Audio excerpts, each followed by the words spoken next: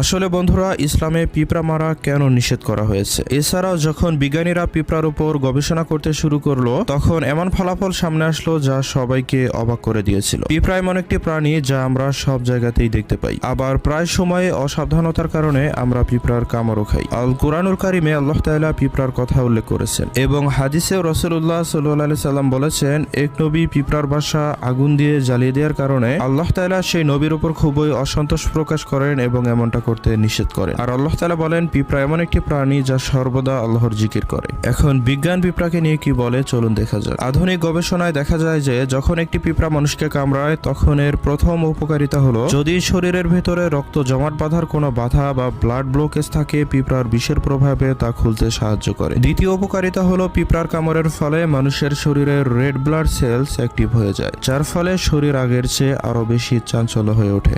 সুবহানাল্লাহ। বন্ধুরা, ভিডিওটি ভালো লাগলে